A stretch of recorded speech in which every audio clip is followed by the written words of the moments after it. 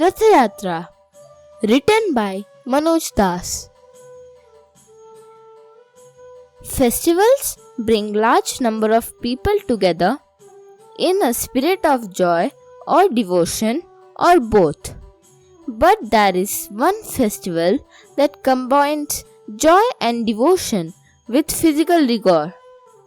This is the car festival of Lord Jagannath at Puri in Odisha, popularly known as the Rath Yatra. On this occasion, devotees join hands to pull the massive chariots of the deities over a 3-kilometer distance. The festival, of course, is no longer confined to Puri, where it originated in the remote past. In the month of Asadha, according to the Hindu calendar, on the second day of the lunar fortnight that falls during June-July, the car festival is held in many cities and towns of India, and recently even abroad. While enthusiastic cries of Jai Jagannath and the sound of gongs, drums, and other musical instruments rend the skies, Sri Jagannath proceeds to his destination, Gundicha Ghara, accompanied by his elder brother Balabhadra and younger sister Subhadra. The three deities ride on different chariots. After a fortnight stay at Gundicha Ghara, the three deities return to their temple on their chariots amidst great festivity. As at Puri, the temporary halting place of the three deities everywhere else is also called Gundicha Ghara. At Puri, the Gundicha Ghara, the apartment of Queen Gundicha, is the site where the image of Lord Jagannath was carved from a log by a mysterious craftsman. When all the deities in the ancient temples of Odisha and elsewhere in India were made of stone, why was the image of Lord Jagannath carved in wood? That is the story to this. Long ago, there was a pious king, Indradyumna. He had a strange feeling that not far from Puri an idol lay hidden, which had the living presence of Lord Vishnu in it, and that the time had come for this presence to be made known to everyone.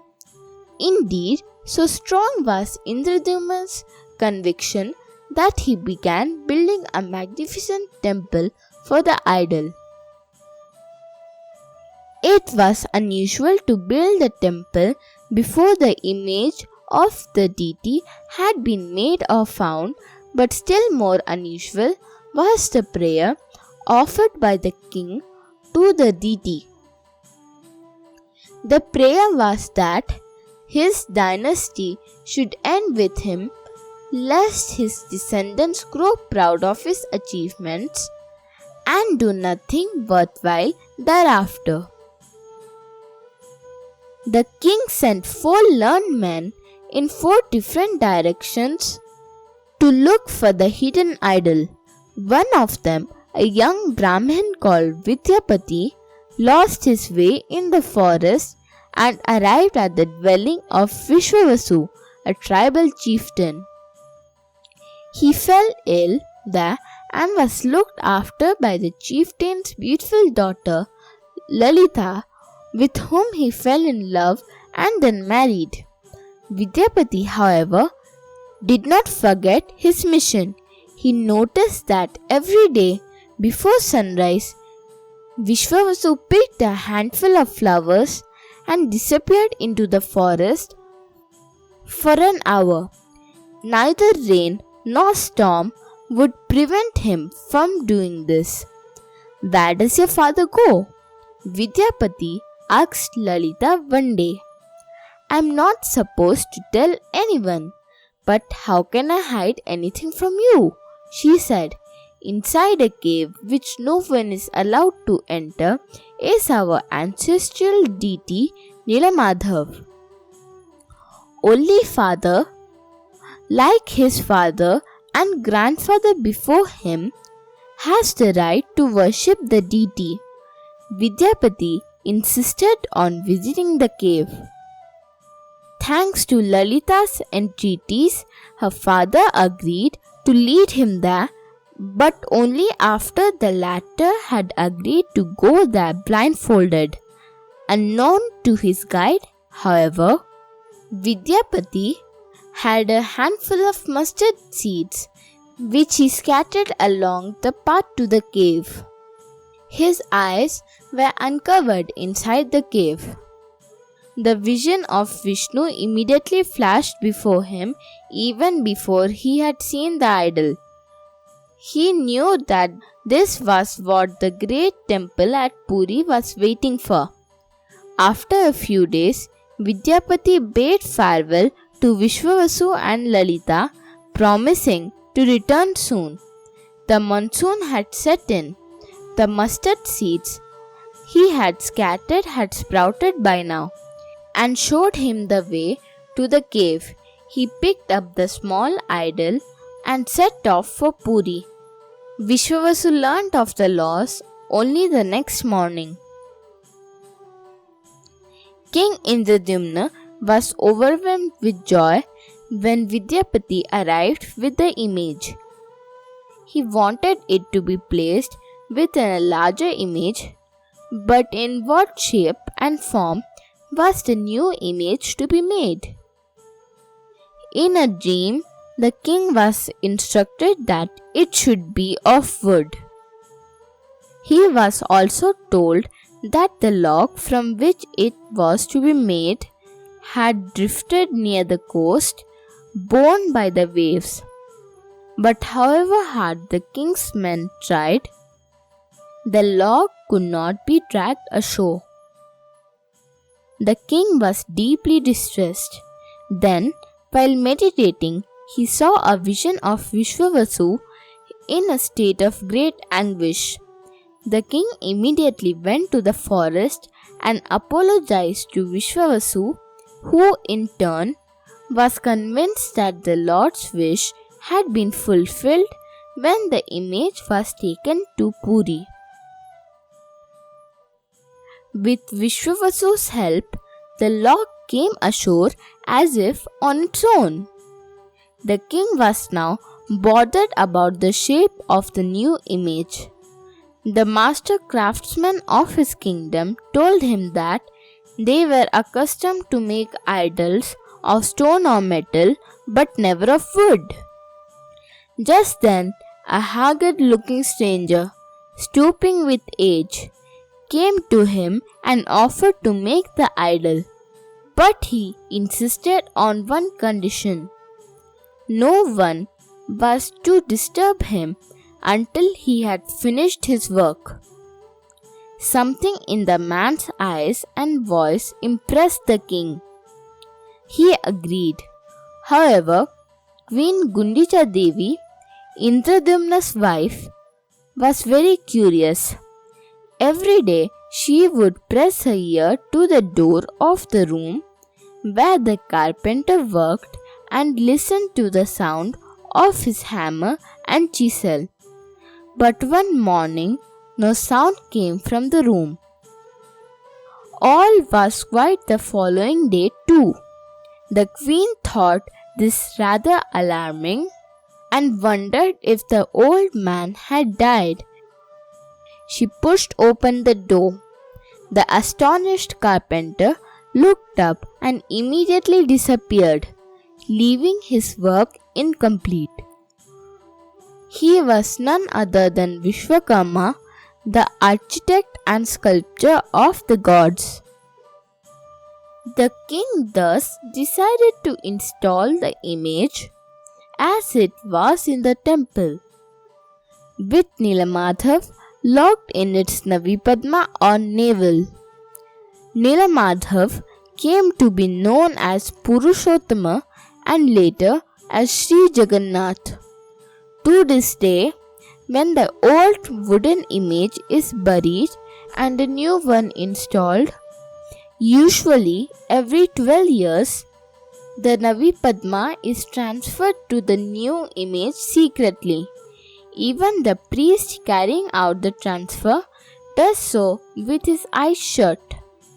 Not only did Vidyapati become an important attendant of the Lord, but even his sons born to him and the tribal princess Lalita and the descendants became priests. They are called Daitapatis, the line that began with their legendary inter-community marriage. It is evident from this legend that Sri Jagannath was originally the only deity in the Puri temple.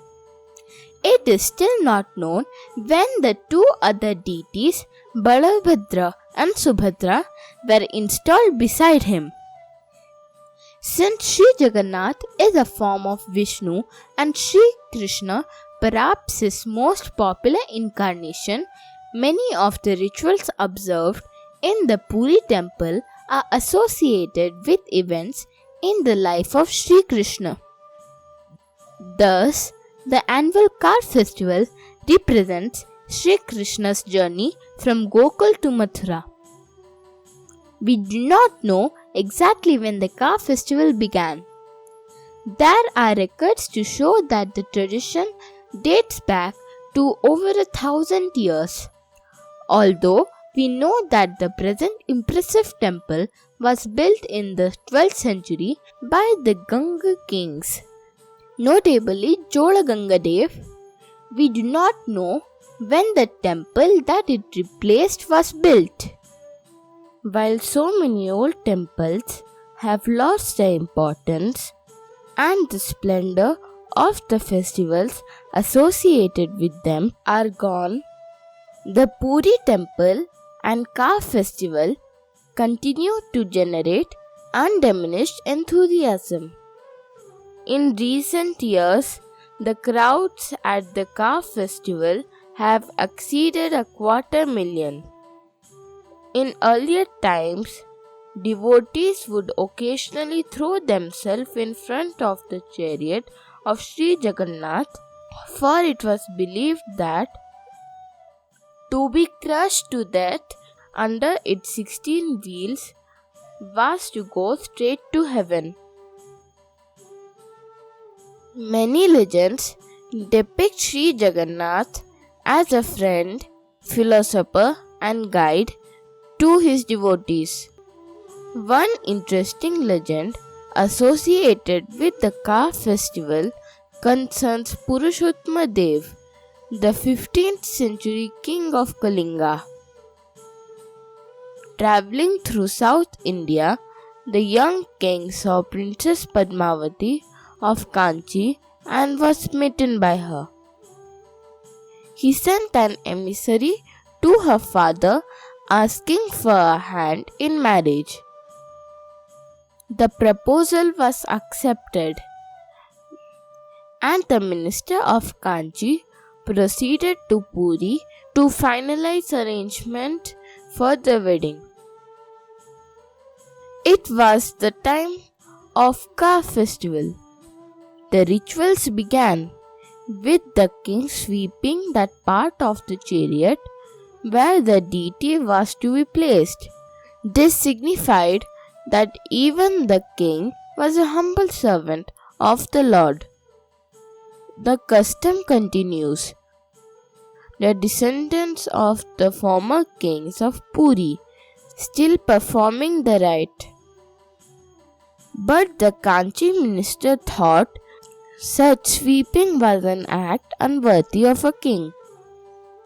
We cannot make a sweeper king our son-in-law, he said to his master.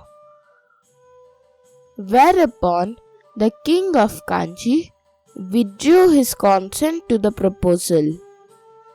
The infuriated Purushottama Dev marched upon Kanchi but was defeated.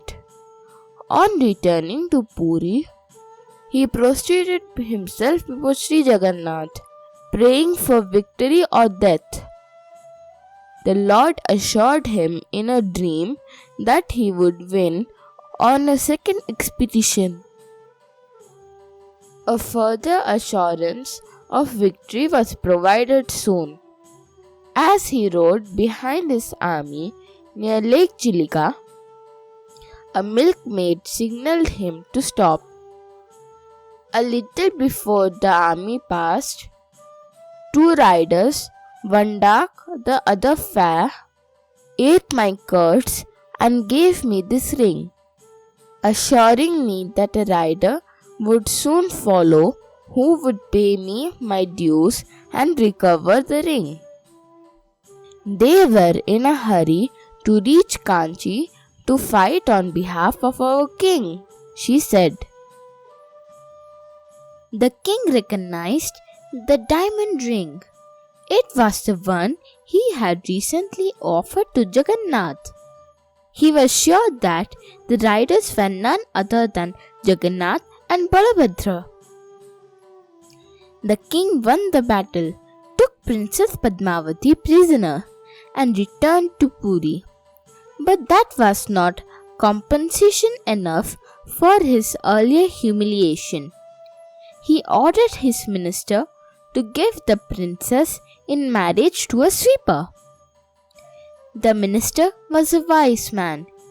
He let a few months pass. It was once more time for the car festival. As the king climbed the chariot and stooped to sweep its platform, two tender hands put a garland round his neck. Behind the young girl stood the minister. "My lord," he said, "where could I find a more eligible sweeper to win the hand of Princess Padmavati?" Thus, the Princess of Kanchi became the Queen of Kalinga. Some historians believe that the images in the Puri temple were originally Buddhist symbols representing the Buddha and the Buddhist Dhamma and Sangha.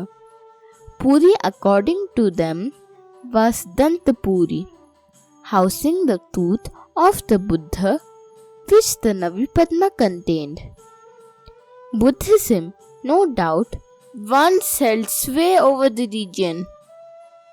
But Tantrism and Jainism too had periods of influence before and after the Buddhist era. It is possible that the temple was a center for different religions at different periods, absorbing everything and eventually developing a unique personality of its own.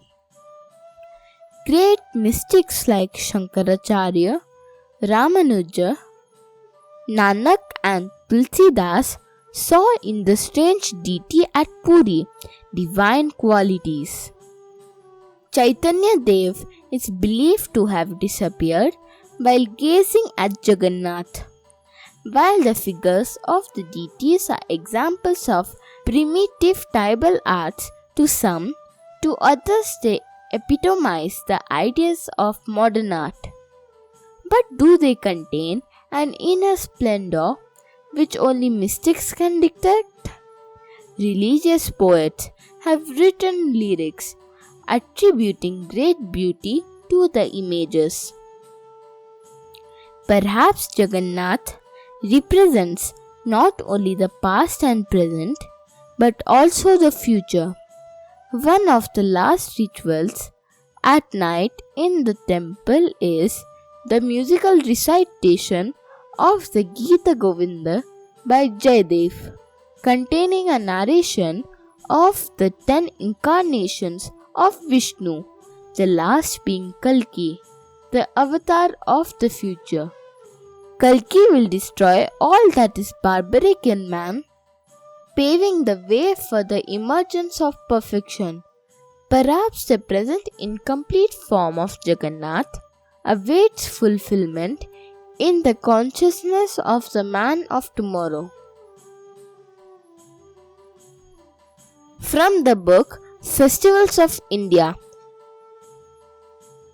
narrated by Aishwarya Priyadarshini.